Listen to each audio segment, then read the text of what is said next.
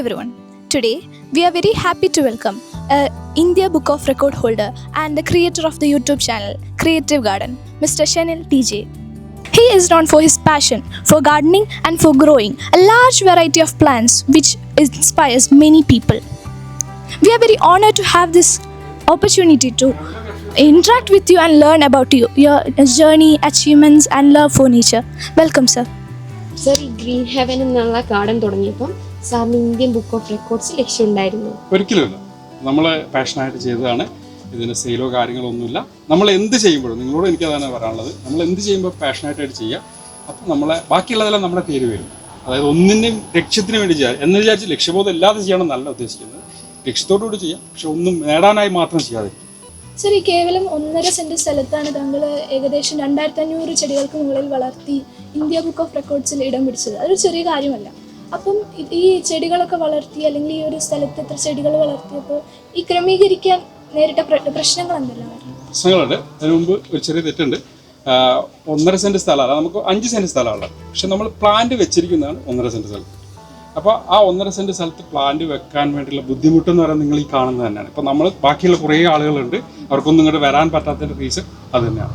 പിന്നെ ഒരു 10 തട്ടായിട്ടാണ് നമ്മൾ ചെടി വെച്ചിട്ടുള്ളത്. അതായത് 1, 2, 3 അങ്ങനെ മേലെന്ന് താഴേക്കാണ് വെച്ചിട്ടുള്ളത്. അപ്പോൾ മേളിൽ ഒരു തുള്ളി വെള്ളം കൂടിയാൽ താഴത്തുമ്പോൾ 10 തുള്ളി വെള്ളം കൂടി. അപ്പോൾ എന്താ സംഭവിക്കുക? ചീഞ്ഞു പോകും. അങ്ങനെ പ്രശ്നമുണ്ട്. അതാണ് ഏറ്റവും വലിയ പ്രതിസന്ധി. രണ്ടാമത് 2800 ചെടികളല്ല, ഇപ്പോൾ ഉള്ളത് 4800 ചെടികളാണ്. 4800 ചെടികളും 1838 സ്പീഷീസും. എനിക്ക് റെക്കോർഡ് കിട്ടുമ്പോൾ 518 സ്പീഷീസേ ഉള്ളൂ. അതിൽ നിന്ന് ഒരു 2022 റെക്കോർഡ് കിട്ടിയത്. ഇപ്പോൾ 2026 ആയപ്പോഴത്തേനും അതിൻ്റെ 3 ഇരട്ടി 4 ഇരട്ടിയോളം പ്ലാന്റുകൾ നമ്മൾ കൂട്ടി. കൃഷി താങ്കൾക്ക് കലയാണോ വിനോദമാണോ? താങ്കളുടെ കാഴ്ചപ്പാട്? കൃഷി കലയും വിനോദമല്ല, ഒരു ജീവിത ഉപാധി എന്ന് തന്നെ പറയണം. കാരണം നമ്മുടെ അടുത്തൊക്കെ ഒരുപാട് കോടിക്കണക്കിന് രൂപ നമ്മുടെ കയ്യിലുണ്ട്. നമ്മൾ ജോലി നേടി അല്ലെങ്കിൽ ബിസിനസ് ചെയ്ത് ഒരുപാട് കാശ് ഉണ്ടാക്കി. പക്ഷെ നമുക്ക് ഒരാൾ ഏതെങ്കിലും ഒരു കർഷകൻ്റെ വേർപ്പ് വന്നിട്ടില്ലെങ്കിൽ, അവനത് ചെയ്തില്ലെങ്കിൽ, നമ്മൾ എത്ര കോടിക്കണക്കിന് രൂപ ഉണ്ടെങ്കിലും നമുക്ക് മുന്നോട്ട് പോകാൻ കഴിയില്ല. കാരണം ഏതെങ്കിലും ഒരു കർഷകൻ, നമ്മളെന്നല്ല എല്ലാ ജോലിക്കും ആൾ വേണം എന്ന് പറഞ്ഞ പോലെ തന്നെ കർഷകരും ഉണ്ടാവണം. അതിൽ നിന്നാണ് ഞാൻ ചോദിക്കുന്നത്. അത് സാർ ഇത്രയും ചെടികളൊക്കെ വളർത്തുന്നുണ്ടല്ലോ, അപ്പം എങ്ങനെയാണ് വെള്ളമൊക്കെ നനയ്ക്കുന്നത്? വെള്ളം നനയ്ക്കുന്നത് എത്ര ടൈം മാനേജ്മെന്റ് ഒക്കെ എങ്ങനെയാണ്? അതായത് ചോദിച്ചത് നല്ലൊരു ചോദ്യമാണ്. കാരണം ഒരു ചെടി തന്നെ 3 നേരം നനയ്ക്കേണ്ടത് നല്ല വേനൽക്കാലത്ത്. എന്നാൽ 6 മാസം 7 മാസം കൂടുമ്പോൾ മാത്രം നനയ്ക്കേണ്ട പ്ലാന്റുകളുണ്ട്. അപ്പോൾ അതിനെ നമ്മൾ സ്പേസ് ഉള്ളവർക്കാണെങ്കിൽ നമുക്ക് മാറ്റി വെക്കാം. ഓരോ സ്പേസ് വെച്ച് മാറ്റി മാറ്റി നമുക്ക് സ്പേസ് കൊടുക്കാം. ഇവിടെ അതില്ലാത്തത് കൊണ്ട് തന്നെ ഇത് വേറൊരാൾക്ക് നനയ്ക്കാൻ പറ്റില്ല.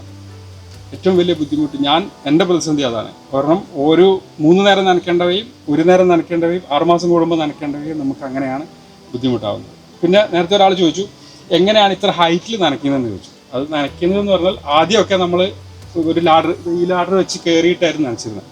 അപ്പോൾ അങ്ങനെ ഏജ് കൂടി വരുമ്പോൾ നമുക്ക് കുറേ ബുദ്ധിമുട്ടുകൾ ഉണ്ടാവില്ല. അപ്പോൾ അതിന് ചെറിയൊരു സൊല്യൂഷൻ എന്നുള്ള ഒരു പൈപ്പ് വാങ്ങി കഴിഞ്ഞപ്പോൾ നമ്മളൊരു 1600 രൂപ കൊടുത്തിട്ടാണ് ഒരു പൈപ്പ് വാങ്ങിച്ചത്. പക്ഷേ അത് സക്സസ് ആയിരുന്നില്ല. അതിനുശേഷം നമ്മൾ സ്വന്തമായിട്ട് ഒരു പൈപ്പ് ഉണ്ടാക്കി. അപ്പോൾ സാർ ഇവിടെ പറഞ്ഞു 4000 മുകളിൽ സ്പീഷീസും കുറേ പ്ലാന്റ്സ് ഇവിടെ ഉണ്ട്. അപ്പം ഡെയിലി ബേസിസിൽ അതിനെല്ലാത്തിനും മെയിൻ്റെനൻസിന് എത്ര സമയം സ്പെൻഡ് ചെയ്യേണ്ടി വരും? പറഞ്ഞൊരു കാര്യമുണ്ട്. 4000 സ്പീഷീസ് അല്ല, 1838 സ്പീഷീസും 4800 പോട്ടും അല്ലെങ്കിൽ പ്ലാന്റുകളുമാണ്. സമയം എന്ന് പറയുന്നത് ഒരു 6 മണിക്കൂർ 7 മണിക്കൂർ എന്തായാലും വേണം. അത് പ്രൊപ്പഗേഷൻ അല്ലാത്ത മറ്റുള്ളത് ക്ലീനിങ് വരും. ഒരുപാട് ചെറിയ സ്പേസിലാകുമ്പോൾ ഒരുപാട് കാര്യങ്ങൾ, ഉണങ്ങിയ ലീഫ്. ഇപ്പോൾ നിങ്ങൾ വന്നിട്ട് ഇത്രയും പോട്ടുകൾ കണ്ടു, അധികമൊന്നും വലിയ പ്രശ്നങ്ങളൊന്നും ഇല്ലല്ലോ. അപ്പോൾ ഓരോ ദിവസവും നമ്മൾ അതിനെ ഷോട്ടിലിങ്ങനെ ചെല്ലുമ്പോഴാണ് ഇത്രയെങ്കിലും വൃത്തിയായി നിൽക്കുക. നല്ല വൃത്തി എന്നല്ല എങ്കിലും. സാർ, ഇപ്പം ഇവിടെ കുറേ നമുക്ക് എന്താ ഇലകളിലുള്ള ചെടികളാണ് കാണുന്നത്. അപ്പോൾ പൂക്കളോട് ഒരു വലിയൊരു ചോദ്യമാണ്. സംഭവം സത്യമാണ്. പക്ഷേ പൂക്കളുണ്ട്. നിങ്ങൾ വന്ന സീസൺ എന്ന് പറയുന്നത് ഓഫ് സീസണാണ്. അതായത് എനിക്ക് ഫ്ലവേഴ്സ് ഉണ്ട്. എല്ലാവരുടെ അടുത്തുള്ള ഫ്ലവേഴ്സ് അല്ല ഉള്ളത്. കുറച്ച് ഡിഫറെൻ്റ് ആയിട്ടുള്ള ഫ്ലവേഴ്സിനെയാണ് ഞാൻ നോക്കുന്നത്. പിന്നെ ഞാൻ കാണുന്ന വേറൊരു കാര്യം കൂടെ ഉണ്ട്. ഒരു ഫ്ലവർ എന്ന് പറയുന്നത് നമ്മളൊരു സീസൺ ബേസ് ചെയ്ത് കാത്തു നിൽക്കണം. ഏതൊരു പ്ലാന്റ് ചിലപ്പോൾ ഒരു ദിവസം മണിക്കൂറുകൾ നിൽക്കുന്ന ഫ്ലവർ മുതൽ ഒരു 4 മാസം വരെ നിൽക്കുന്ന ഫ്ലവേഴ്സേ ഉള്ളൂ.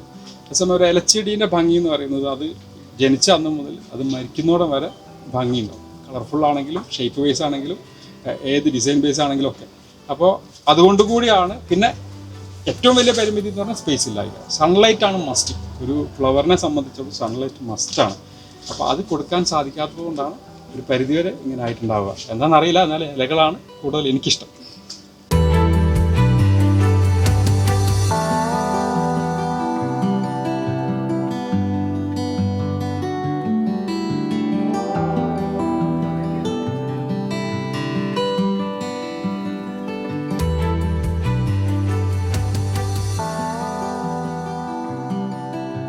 സംരക്ഷിക്കുന്ന സാധാരണഗതിയിൽ ഫ്രൂട്ട്സിന് വേണ്ടിയുള്ള ഗാർഡനുകളുണ്ട്, ഫ്ലവറിന് വേണ്ടിയുള്ള ഗാർഡനുണ്ട്, മെഡിസിനൽ പർപ്പസിന് വേണ്ടിയിട്ടുള്ള ഗാർഡനുകളുണ്ട്. അപ്പോൾ താങ്കളുടെ ഈ ഒരു ഗാർഡനെ അത്തരത്തിൽ ഏത് ഒരു ഇതിലേക്ക് കാറ്റഗറിയിൽ ചെയ്യാൻ പറ്റും? എല്ലാത്തിലും പെടുത്തണം.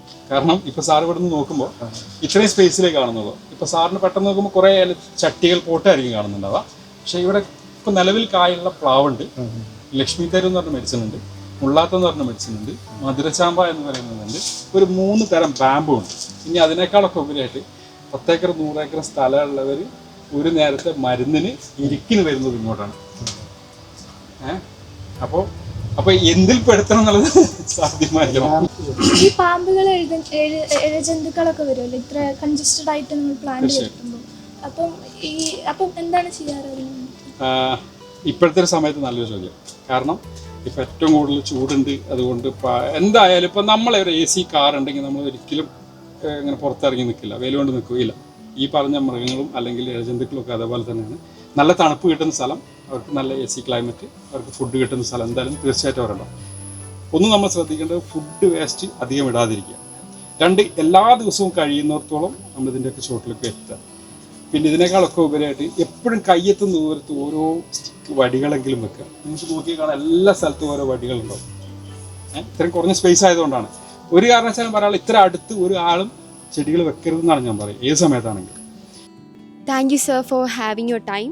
അതേപോലെ സാറിനെ പോലെ നേച്ചറിനെ ഇത്രയും സ്നേഹിക്കുന്നതും കെയർ ചെയ്യുന്ന ഒരാളെ കൂടെ എക്സ്പീരിയൻസ് ചെയ്യാൻ, അല്ലെങ്കിൽ സാറിൻ്റെ എക്സ്പീരിയൻസ് ഞങ്ങളോട് ഷെയർ ചെയ്തതിൽ thank you so much. And ഞങ്ങൾക്കിതൊരു നല്ലൊരു മെമ്മറബിൾ ശരിക്കും ഒരു ഗ്രീൻ ഹെവൻ തന്നെയാണ്. ആൻഡ് സാറിനെ ഈ അവസരത്തിൽ ഞങ്ങളെ സ്കൂളിലേക്ക് ക്ഷണിക്കുന്നു. ബാക്കിയുള്ള സ്റ്റുഡൻസിനും അതൊരു ഇൻസ്പിറേഷൻ, സാറിൻ്റെ നേച്ചറിനെ എങ്ങനെ അവർക്ക് കുറച്ചും കൂടെ കെയർ ചെയ്യാം, മീൻസ് യങ്സ്റ്റേഴ്സ് മൈൻഡിന് വേണ്ടി സാറിൻ്റെ മോട്ടിവേഷൻ കേൾക്കാൻ വേണ്ടി ക്ഷണിക്കുന്നു.